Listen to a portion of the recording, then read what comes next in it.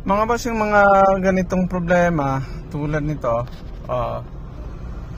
tumatakbo ako pero ang gauge mo is ayun, nasa H.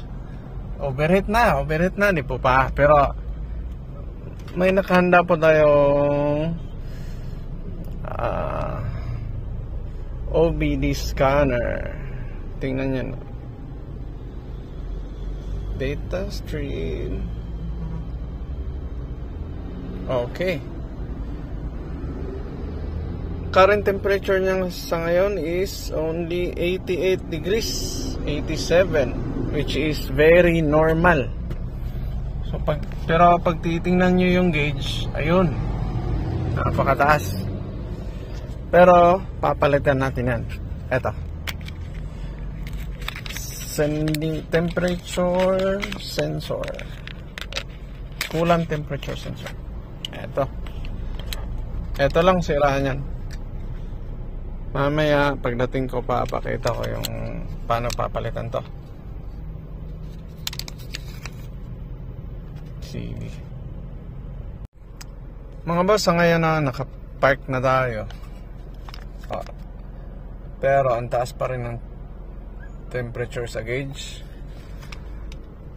Bale, yung papalitan dito, yung ito, may ibang tawag kung sa manual yung coolant temperature sensor, pero may iba rin naman na temperature sending unit.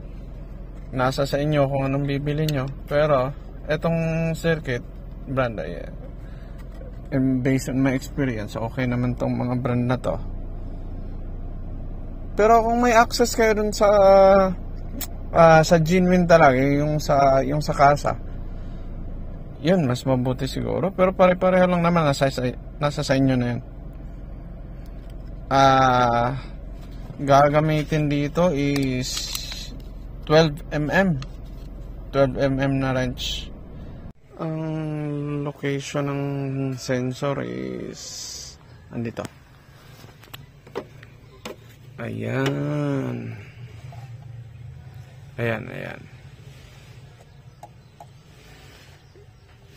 Bale, nasa dulo ng upper radiator hose. Ito. Ayan. Teka. Ayan.